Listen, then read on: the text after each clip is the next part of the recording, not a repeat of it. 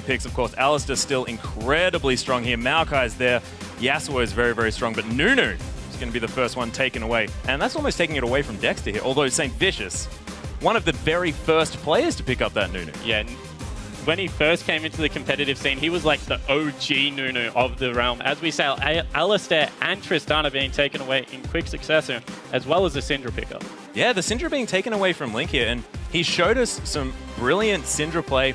Even though they didn't necessarily win against Dignitas, his Syndra was really, really strong. Of course, Zilean being taken off the board and Nidalee as well. Pretty standard, not necessarily focused, but Aphromoo is probably more of a Zilean player than Bunny Fufu. Yeah, Very although interesting. Curse do like the Zilean bottom lane, especially plays it a lot on the main lineup.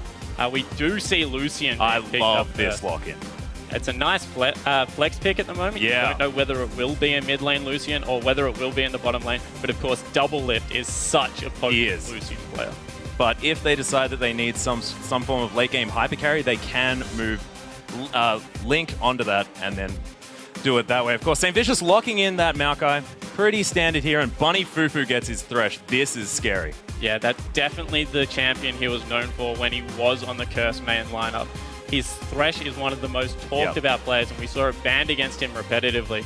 Interesting that Saint picked up the Maokai, maybe a little bit of mind games here, putting it on himself and not Chris in Champion Select, hinting that it might be in the jungle, but I would expect that to be He did used to play a lot of Maokai, but that was a long time ago. Dexter, though, going to lock in the Elise, and this is exactly what you were talking about, going back to his original junglers, having that pressure in the early game. Yeah, it was his most played champion during the split, and he went with a full damage build. He said that was the only way to play that champion. You had to get in there, be able to exert pressure through kills and blow people up, as well as a Mundo in the top lane. That's a little bit more standard. Yeah. Especially if you see a Maokai hinting at a double AP comp, although Impactful has picked up Corki, which gives them the option if they do want to go an AD mid, it definitely is open. Yeah, and we have seen Keen on that Corki as well, doing ridiculous things in that mid lane, so we don't necessarily know what's going to happen. Of course, St. Vicious picking up this Kha'Zix as well, and we've been seeing this is almost his style choice champion.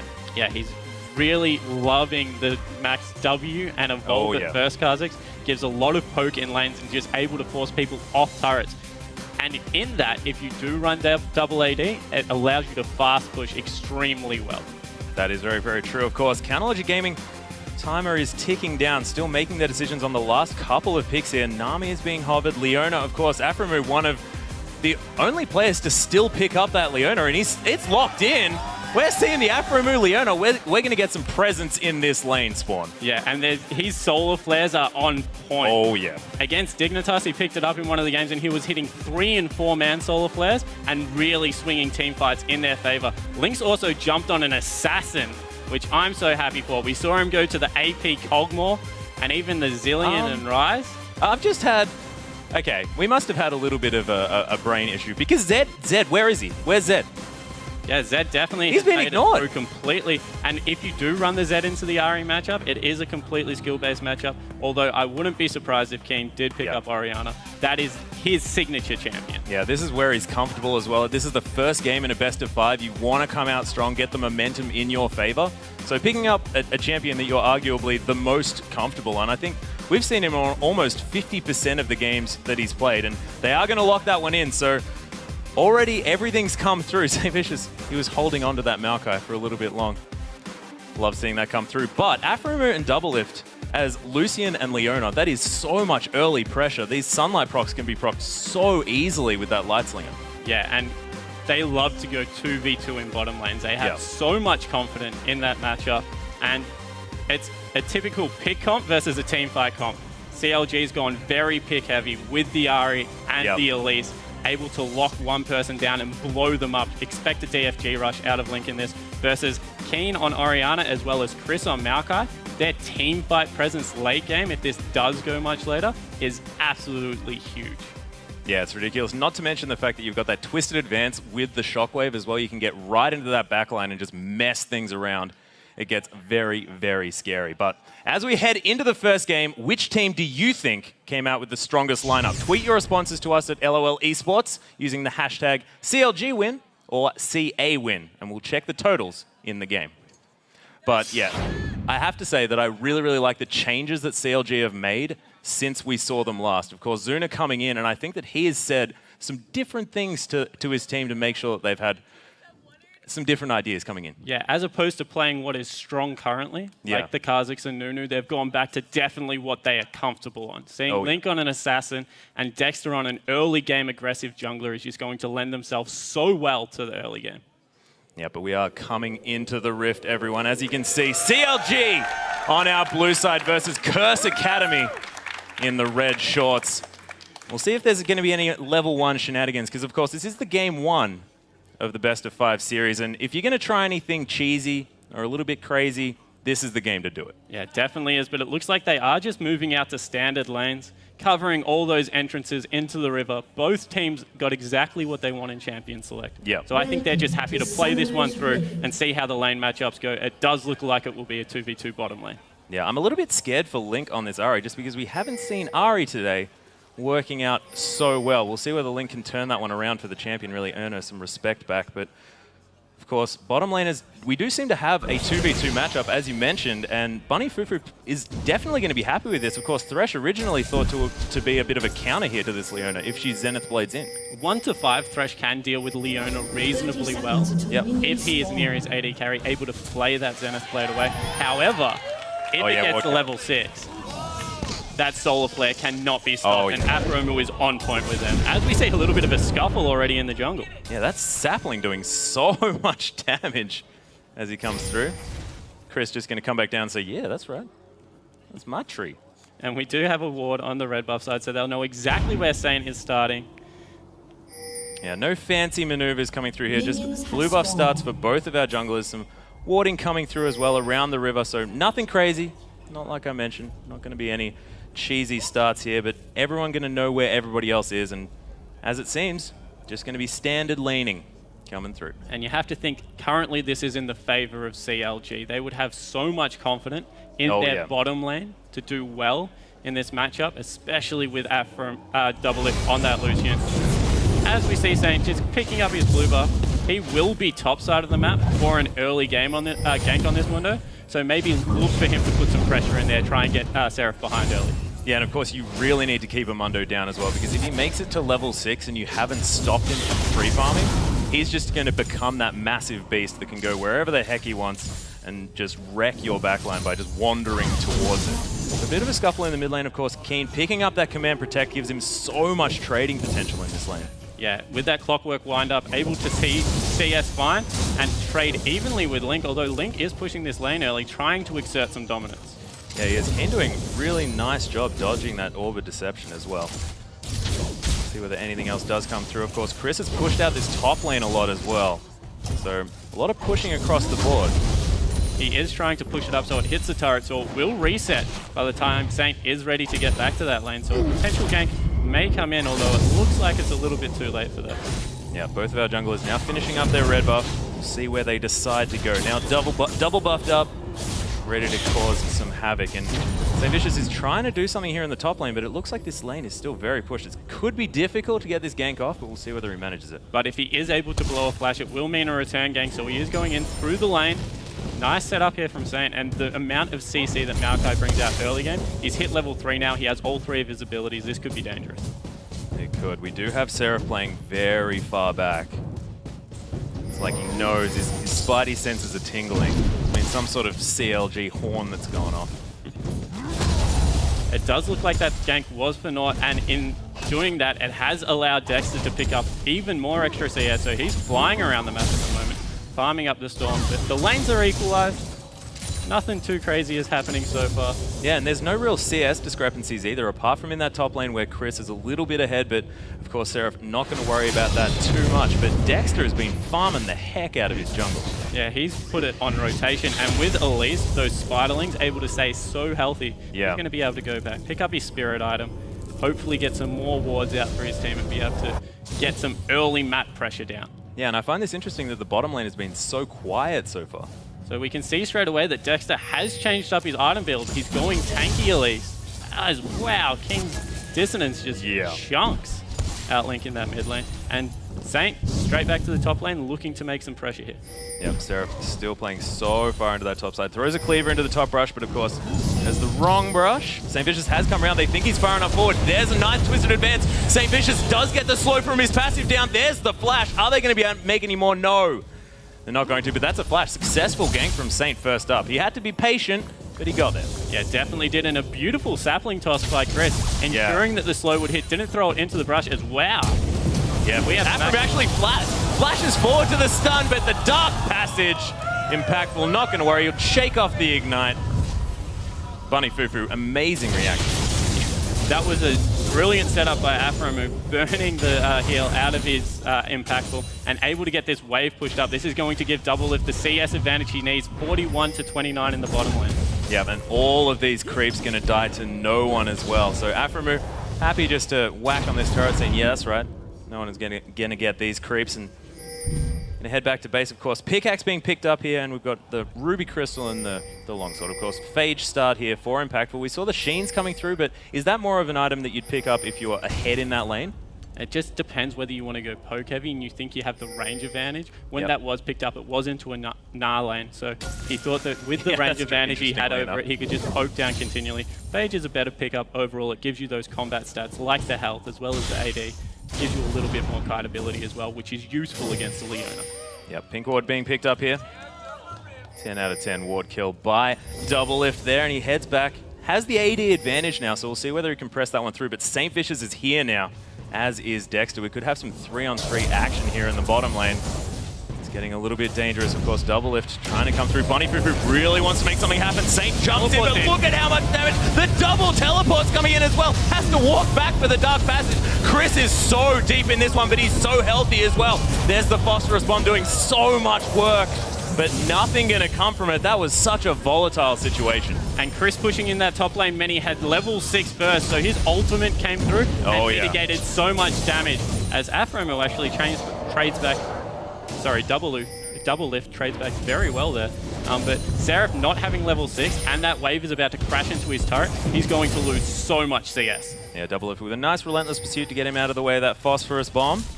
And Link coming back down from that top side. You can see now there are wards littering the map, and it seems to me like both teams have exactly the same ideas of where they want these. Doublelift, that's his second ward of the game.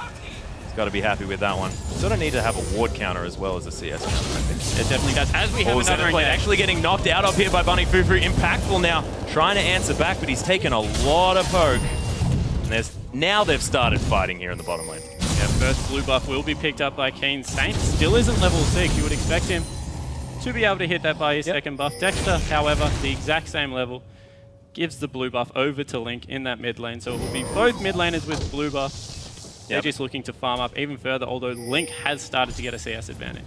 Yeah, and so far, CLG with a 500 gold lead purely from that farm. Of course, Doublelift looks on the ball today on this Lucian, managing to pressure Impactful and Bunny Fufu out of that lane in order to get himself a bit of an advantage, utilizing having that extra pickaxe for a little bit more damage than Impactful's little longsword. And we are getting to around about the 10-minute mark here, so look for the top lane to start trying to push out, set up for a dragon. We mentioned how important it's going to be for CLG to get that early game advantage. As really nice CSing by Link under the turret there. That can be tricky. Yeah, it certainly can, especially on Ari. That Foxfire gets really, really annoying to use because it just hits whatever the heck it wants.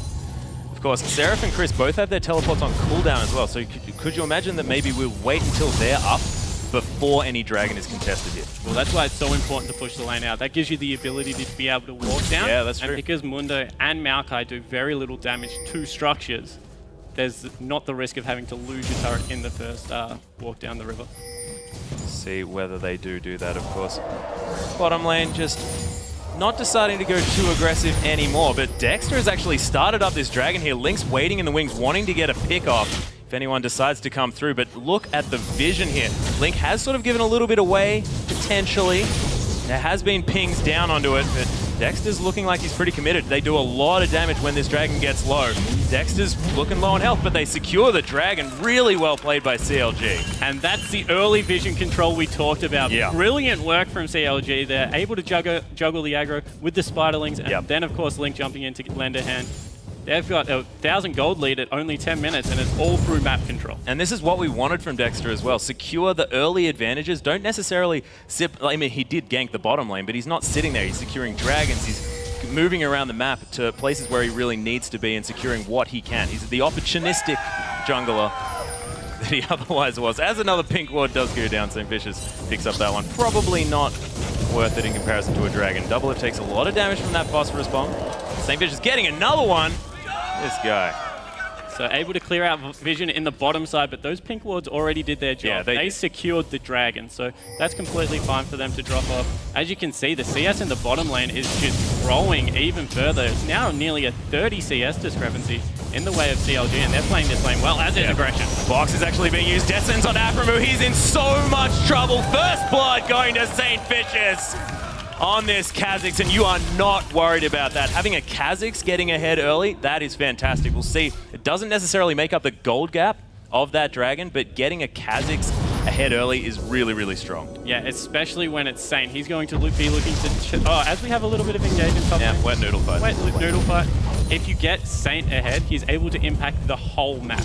So look for him to turn that into wards, into some more ganks, and try and propel his team into a little bit of a better position. They're only 200 gold behind now. And Chris is doing well in this top lane as well. Yeah, Seraph does have that Spectre's cowl, so he's going to be able to sustain himself up, as you mentioned, relatively easily.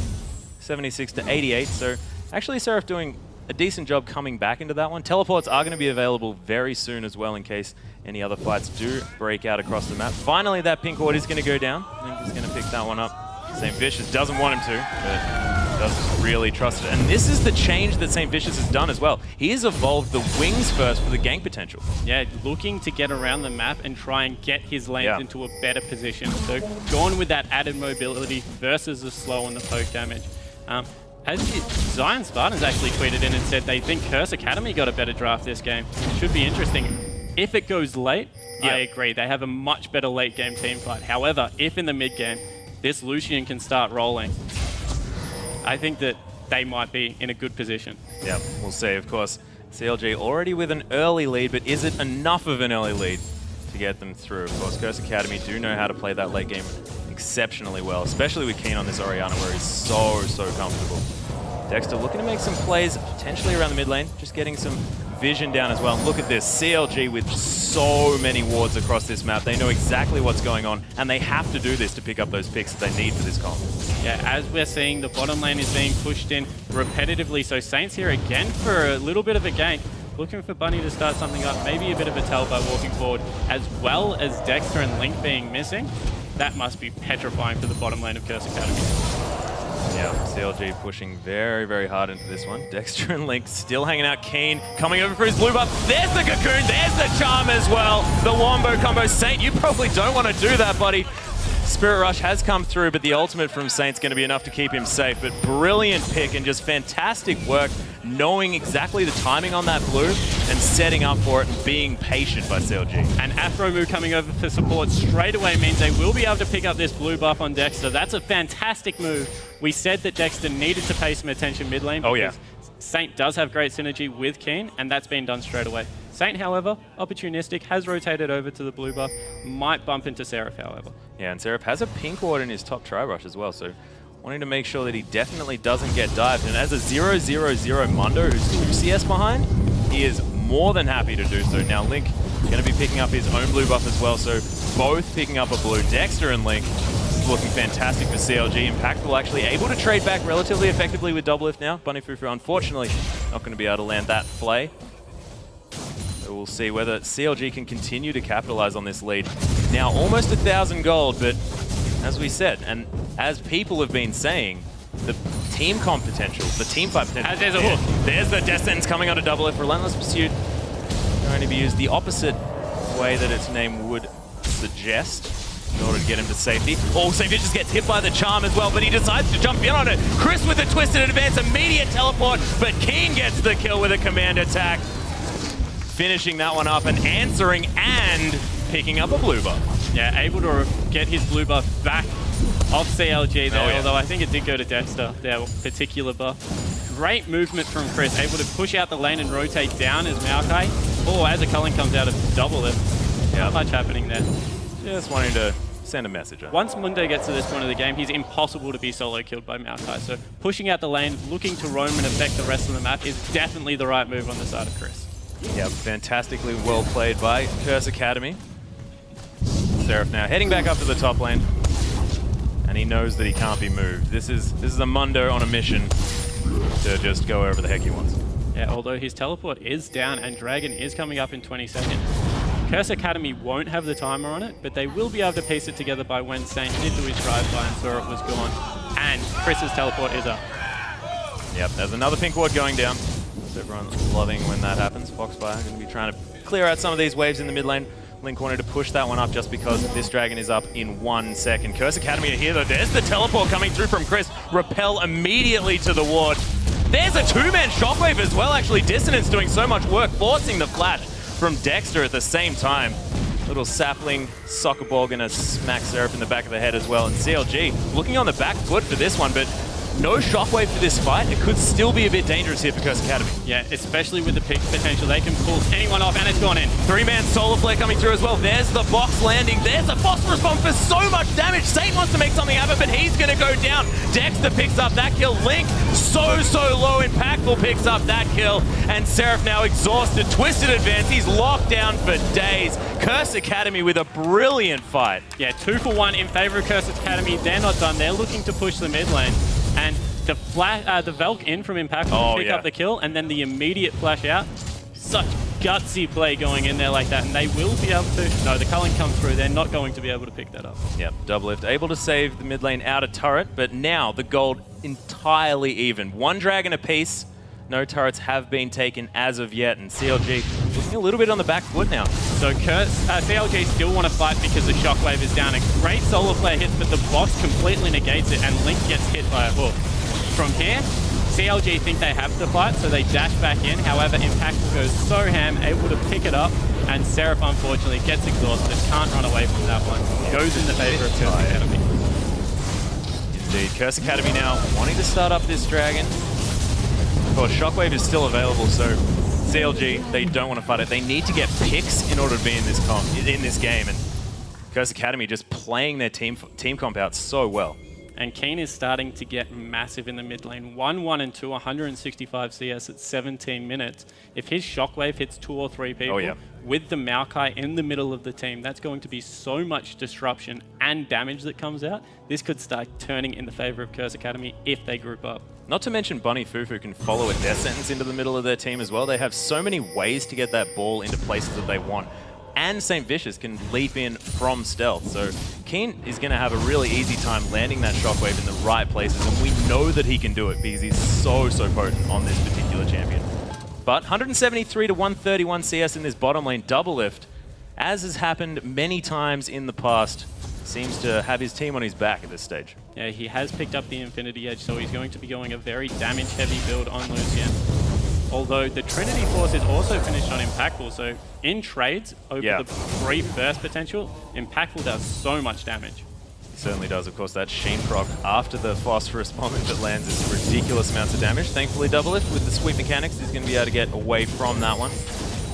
Ooh, Afram actually walking back into the death sentence. Nice play from Bunny Fufu, but Eclipse giving Aframu so many stats. And this could be the bottom turret going down. Aframu happy to create presence. Solar Flare actually lands on a Bunny Fufu, doesn't get the stun, but there's the slow. Really nice play to stop that Zenith Blade, but the message has been sent. Bunny Fufu, he's probably scared now. Yeah, and it means that he's chunked out, so they will be able to rotate over to this blue buff again. Saint is in the top lane, so once again, CLG will be able to pick up another blue buff for themselves and continue some pressure. They put that one on double lift. Yeah, double lift, making sure that he can cull these waves as often as possible. St. Vicious trying to get this dive happening. There's a twisted advance in. Seraph is in a fair bit of trouble, but they don't want this. Of course, the ultimate is still available. Sadism's going to give him so much health back, and Seraph, he's got to that point where he just doesn't care. That pink ward spotted out straight away, and now they rotate into the middle lane, able to pick up another turret. They've swung this gold lead back into their advantage with some great map control over the bottom half of the map. Yeah, Curse Academy looked like they were floundering there a little bit, and I think that Saint needs to just give up on ganking Seraph if he's hiding under his own turret. Yeah, not much has come from the Seraph gank. As we see, Link will now be able to pick up the blue buff as well. And manages to get that one as well. now that Giant Stealth has been picked up on Seraph, he's nearly unkillable from that combo. Without an Ignite, he's going to just be able to heal his way through anything and pretty much run around these turrets. Yeah, they might have to wait for that sadism to be down before they do anything on that one. Of course, only 400 gold is the lead now for CLG, but Seraph definitely looking a lot better at this stage. Now has a CS advantage of a massive 2 minions. Wait, no, it's gone up. Okay, no, don't even worry about it. He's miles ahead, 10. So with that Giant Stealth, he is able to bully lane a little bit. We saw that he just pushed Chris out, and his teleport isn't up, so that will be a walk back to his lane. Bottom wave being pushed repetitively on the side of CLG. That's up to a 70 CS discrepancy nearly. Oh, yeah. That's getting scarily big. Doublelift goes back to base, almost finishes the static shift, so not going for that cooldown reduction build on Lucian that we have been seeing in previous matchups, and going for just regular, I'm going to pretend that I'm Tristana build. Yeah, it does ensure that he has a lot of upfront burst potential with the extra crit on the Light Slinger passive, so maybe just going even further into that pick comp, looking to do so much damage to one target. And look at this mid lane as well. Keen just doing so well with his farming, almost up to the standards of Doublelift, but both of these players are on the clock so far. Yeah, and Keen's picked up that needlessly large rod, so his next shockwave, without that much magic resist on anyone but Seraph, will do so much damage. And you can imagine he's probably sitting on a fair bit of gold here as well, considering the fact that Link does have that Deathfire Grasp and the Athenes finished up here. As we see, they've now rotated into the top lane, looking to push out all of the tier 2 turrets. I don't think Chris can defend this one, so that will be the first ring of turrets gone for CLG, and they've just capitalized on an even further gold lead, now up 1,000 gold. Yep, fantastic play here from CLG. And Seraph hanging out in this bottom lane, but has that teleport, so if they need to fight, then he's going to be fine. Impactful actually getting soloed here by Seraph. Seraph actually flashing after him with the cleaver. There's the heal being used. Impactful is in so much trouble, has to hide behind the creep wave, and Seraph... Now that is how you send a message. This Mundo is telling this guy, nah, you're not in my lane. And that's without any armor so far. Of course, a lot of the damage that comes out of Corki is mixed. Yeah, exactly. Magic damage at this point of the game. But burning both summoners on Impactful is so important, because a minute the Dragon's going to be up, and he's not going to be able to go as aggressive as we saw him the first time around. So true, and minions were basically the unsung hero of that particular matchup as well, considering the fact that Impactful could hide behind them, so just sort of get body blocked by the creeps. So nicely played by the minions, unsung heroes, as Freak would say. And we do see that all the backs that come through, both teams have the timer on Dragon. They know exactly when it's up. They're looking to be as strong as possible. And Seraph's picked up a Warmogs. Oh my goodness. He is absolutely massive for 20 minutes in the game. Yep. He still has the teleport as well, so he can just be anywhere. Absolutely anywhere. You can see how deep the warding is coming through from CLG. And this is what we were talking about Dexter in our featured matchup, is the fact that he wasn't doing those deep wards. He wasn't making sure he was getting around this map. This time, has that Sightstone built up, of course, has the Ancient Golem for another ward as well. So he's going to have so much vision across this map. Yeah, and although the vision is on the top side at the moment, so they do need to do some work to get this Dragon covered. CA waiting for Chris to come down, and the Scrying Orb out on Afro, just to give them even more vision over the area. Not having to phase check is so important.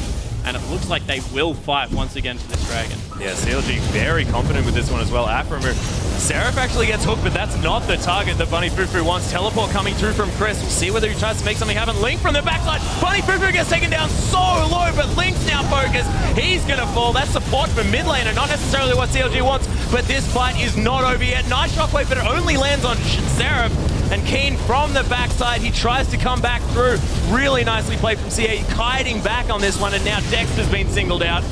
Repel, not really what he wanted, and he's going to fall down as well. St. Vicious picks up that kill, immediately jumps on this Dragon, and Curse Academy really making up for their sort of not necessarily great map play with these brilliant Dragon fights. And after we complimented CLG for playing their comp so well, they rush into a 5v5 team fight, and that is not what you want to do against the Maokai and the Orianna. So much area of effect, although not a great shockwave coming out, but just Maokai mitigating so much damage. Only the support going down on the side of Curse Academy. So this is where we see Afromu tries to get it started. Hook goes onto the wrong person. But from here, it's a 5v5 team fight. Chris has joined the team at this point. Bunny Fufu takes a lot longer to go down, and Link just gets blown up, and now they're all clumped. Yeah, and Bunny Fufu actually tanking so much of that damage as well. Yeah, Shockwave comes out, doesn't hit that many people, but from here, they're able to chase down with the speed up that comes through from Keen. Once again, CLG just cannot team fight 5v5 against this without a pick first. Yeah, and that is going to mean another Dragon here for Curse Academy. Now going to pick up the gold lead as well, so 1,100 in favor of Curse Academy now, so this gold is just swinging backwards and forwards. You have to think that with the team comp Curse Academy has, as things go on, it's going to be looking a little bit better for them. Yeah, Mundo definitely will be hard to stop in a 1v1 if he continues to split push late game. However, with the rest of the composition, if they don't get these picks, be able to set up a lot more ward control over the map, they will start to struggle. Yeah, and I very much like Impactful picking up the Sork boots as well, making sure he has as much poke potential as possible when they do have these skirmishes. Vicious trying to poke around to avoid his ward getting killed. CLG grouping up yet again. Is this what they want to be doing around this stage of the game? So they need to group up, push out a lane, and then gain map control of an area. With Mundo, the cleavers, as well as the percentage damage out of Dexter, they do neutral objectives extremely fast. So if they can push up lanes, get ward control, Curse Academy is going to have to face check and open to pick. So they're playing this part well. It's just if they get 5v5 team fights where they're at the disadvantage. Yep. They do have the teleport advantage at this stage, so Seraph does have the option of split pushing, but look at Curse Academy, they do manage to land another pick, and Seraph, even though he's this tanky Mundo, takes half of his health. Yeah, and straight away, Curse Academy recognize what CLG are trying to do, and they just push the mid lane. They're looking to force at this point in the game and fight in open spaces where they have the advantage. Yeah, but as we can see, CLG with a nice push of minions in that bottom wave, going to force Impactful to go and clear those ones up. Afterwards, we'll probably be able to pick up that Infinity Edge as well. So Trinity Force, Infinity Edge is going to be a very, very scary Corki. And this is where the lack of armor on the side of CLG will start to take effect. With the crits coming out from Infinity Edge Trinity Force, and here's a pick setup. Wow, this could be so dangerous for CA. Yeah, Bunny Fufu gets caught there. We've got everything being blown, but look at the turnaround for Curse Academy. All of that damage Impactful got here at exactly the right time. The double kill from Chris, and CLG thought it was all going their way, but it's not going to happen. Impactful with another fantastic rocket. I lost my brain in that fight because everything came down at once. Yeah, as soon as they dove in onto Bunny Fufu, once again, the shockwave came. That's going to mean absolutely cleaned up. This is meaning a Baron on the side of CA. It's only 27 minutes. Double Lift has to try and stop this. Yeah, doesn't have the culling available as of yet. St. Vicious is very low. Ardent Blaze trying to come through, but Double Lift has to be very, very careful. There is Chris with the Twisted Advance in there, and they're just going to focus this Baron through. That is going to be St. Vicious picking that one up. And Curse Academy with such a decisive play. I'm starting to believe Zion Spartan right now. And this is where CLG think they have to pick. However, they all pile in. And this shockwave hits 4 people. That is absolutely huge. All the AoE damage coming through, and at this point, CLG can't fight. They have to try and run. But the chase potential just too much on the side of Curse Academy. Pick up the Baron, pick up the gold lead. Now they're really rolling in this team fight comp. Yeah, they really, really are. And Chris has been so impressive on this Maokai as well, making sure that he gets Twisted Advances, has that Maelstrom to make sure that he's so tanky, and he's often been considered sort of not necessarily the strongest member of the team, to put it diplomatically. So, been playing this one out very, very well, despite the fact that his lane opponent got quite ahead. Yeah, so Seraph did do a great job during the laning phase, but when it comes to team fights, we're just seeing the impact that Maokai can have over the Mundo. It's just, he's become absolutely huge. With that Frozen Heart picked up as well now, it's just going to mean that Double F, who is the most fed character on his side, is going to do less and less damage as the game goes on. Now we'll see whether CLG can regroup and try and make something happen here, of course. Their Mundo is still fairly strong, but it's going to be quite difficult. The petrifying thing on the side of CLG is that they're a 5,000 gold disadvantage, and there's all these turrets open on the map. The mid tier 2 hasn't even been taken yet. Yes. However, they don't siege extremely well. Corki, with that short range, is only going to be able to get 1 or 2 shots off at a time. Use that chain proc to try and clear out these turrets. So this might lend to a little bit of a missed turret dive, and that's the next thing that CLG have to hope for, because the 5v5 team fights in the open just aren't working. Yeah, and Doublelift has been fantastic at finding these free lanes, as he was often known for. Now 100 CS in the lead, almost has that Bloodthirster finished up. If he gets a last Whisper, he's going to be ridiculously strong. The Curse Academy coming through this mid lane, there's nothing that CLG can do at this stage. They just sneezed on that turret and it fell down. Once again, now grouping up as the 5, so understanding exactly there's the what flash their from wing Chris, not position quite is. going to land. Eight's gone in. Yeah, does catch a cocoon to the face. So just making sure that they pressure CLG out of this one. The inner turret goes down, trading for an inner in the bottom lane though, but Doublelift probably has to think about heading back in case there's an inhibitor being taken. Yeah, and Chris is looking to go back as well. Dragon is up, so they can rotate to that straight away. Looks like they're not done in the mid lane. They want the inhibitor. Yeah, they feel like if Doublelift is going to stay in the bottom lane, they will take that bet. But he has left. Creep wave is going to die to this inhibitor turret in the bottom lane. So Vicious be happy with stealing away this red buff. Gives it away to Impactful. Quite nice. And once again, terrific movements from Curse Academy. They're looking to set up in the bottom half of the jungle and make CLG face check this dragon. Otherwise, they're going to fall even further behind. They've given it up for free. They're looking to gain farm over the rest of the map, but that's just a massive lead now in their advantage. Yeah, CLG just looks like a team that knows that they're not necessarily going to win this one because they're not contesting for these objectives. They know that there is a Baron, of course, but not even going to try and trade objectives in these situations. Yeah, and it looks like now Chris, with the teleport, will be split pushing bottom lane. He's looking to pick up another 2 turrets, and with a 4-man siege because of the Orianna, I think that they can withstand this and keep the tier 2 alive.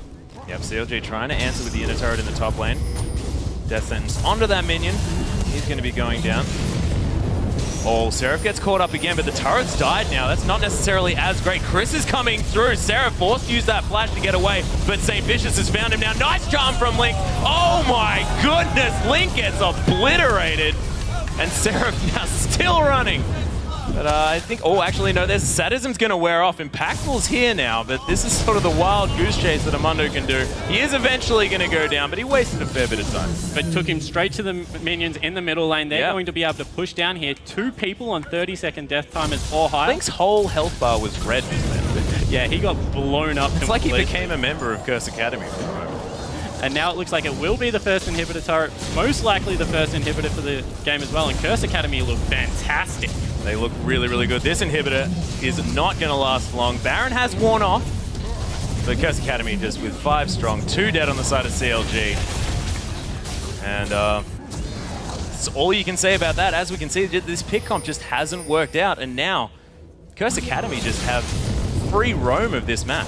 Yeah, and 4 turrets, a dragon, and a 1 team fight on the first Baron. I think they'll take that for their first Baron. Oh, they don't care that it's run out. They've got a 10,000 CS gold advantage with this turret. They can go back and buy it. Looks like they're fighting though.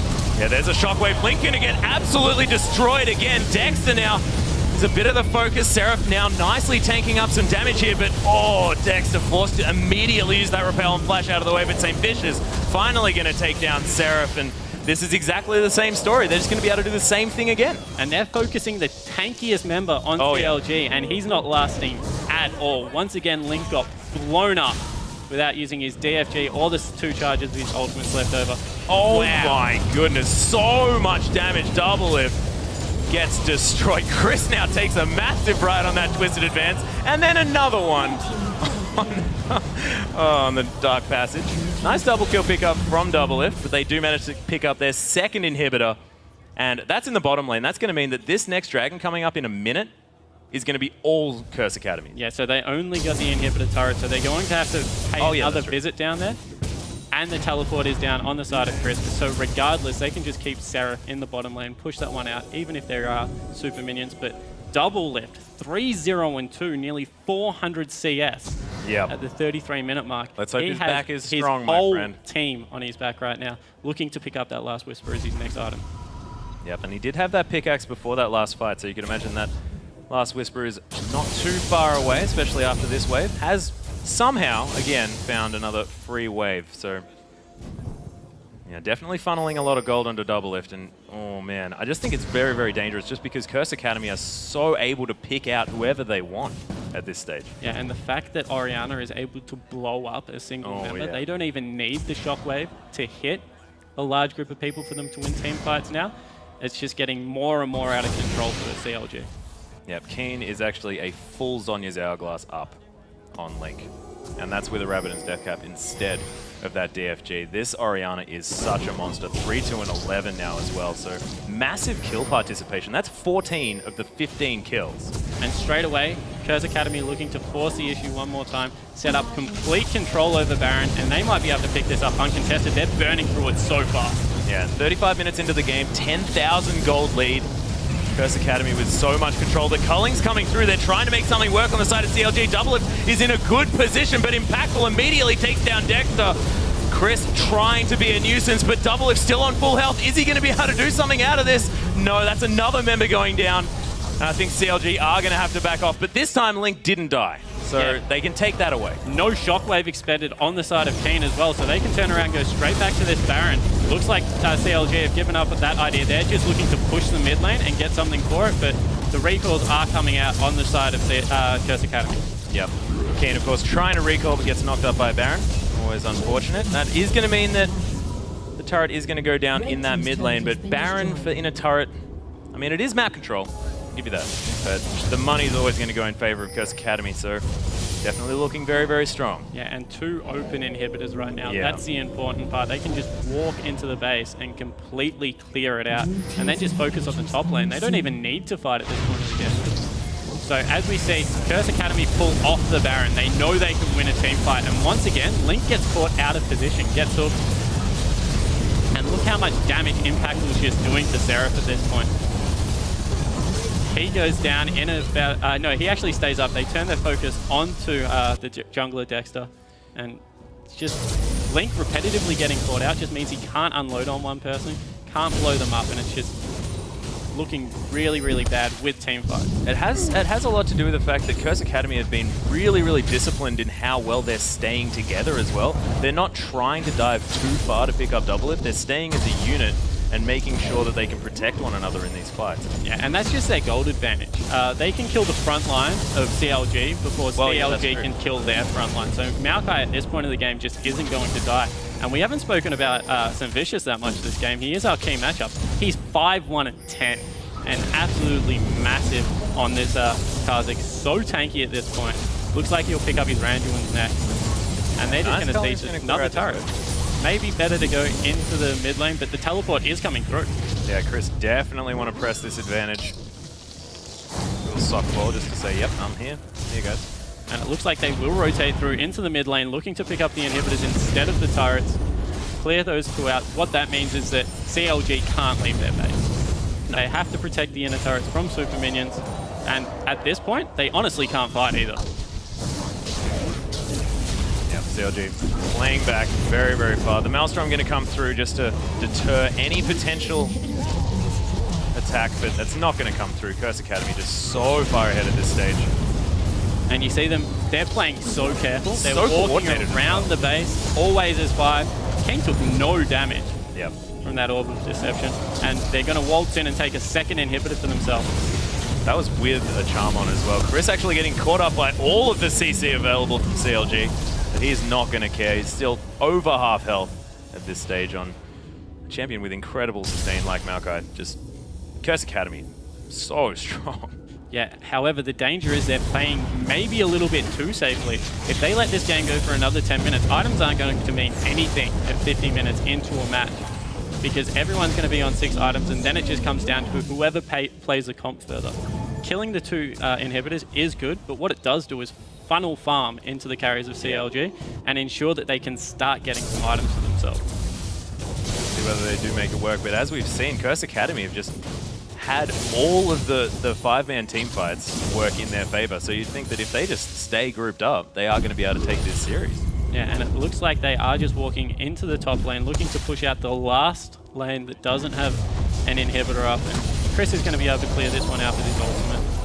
Yep, no worries there at all. More of Malmortius actually being picked up here by St. Vicious, not wanting just that Hex Drinker, and I love that item on Kha'Zix. You spend a lot of your time at low health. Yeah, especially diving into the backline like he is. Yeah. Trying to distract Link and Doublelift, using that stealth to great effect. And CLG's done a good job of pushing these lanes up. They will be able to defend for maybe a wave, but after that, they're going to have to retreat off this tier 2. Yeah, and this is such a hard turret to defend as well. 13,000 gold behind. Anything's going to be hard to defend, but this one in particular is quite hard to defend. And once again, the carry's walking up to the front line. Double lift equal with Seraph there. He needs to be careful that he doesn't get picked out by a hook and blown up. Yeah, does have that relentless pursuit to keep himself a little bit safer, or a little bit more nimble anyway. But Chris just gets a little bit impatient. He's just going to tank this one up. Command Protect managing to take 4 turret shots. Yeah, as soon as they see double lift in the mid lanes, Chris just walks straight up to that turret, tanks it out, able to pick up another turret, and this is real danger time for CLG. Yeah, and you can see that bottom wave of super creeps is heading straight for those Nexus turrets. Seraph gets caught out there as well. And there's a 3-man shockwave there underneath the turret. Double Lift gets caught, and now Twisted advanced on. He's going to get destroyed. Shutdown coming through on top of St. Vicious. Cannot believe that's his first death, actually. And now Chris, so deep, doesn't even die. Somehow gets all of his health back, and impactful picks up Aframu. Only 2 members of CLG alive. And that is going to be the Nexus turrets and the Nexus following. Curse Academy taking game 1 in commanding fashion. What a strong performance and understanding of their composition. Never splitting up so the pick comp could come through. Brilliant 5v5s. Fantastically played by Curse Academy. And I feel like we could have a back-to-back upset here. Of course, H2K, who were arguably the favorites in our last matchup, fell down to Copenhagen Wolves. So is Curse Academy going to be able to do it here? By that performance, I could imagine they could.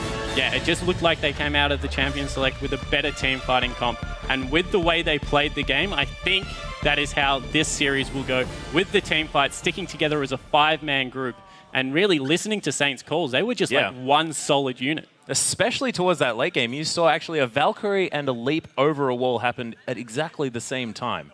That's almost like inhuman alien type stuff. And they played it so safe, walking around the edges of the base, pushing the top lane even though the 2 inhibitors were down. They played it textbook, and in the end, they just rolled over the top of CLG. Yeah, they certainly did. It was such a dominating performance.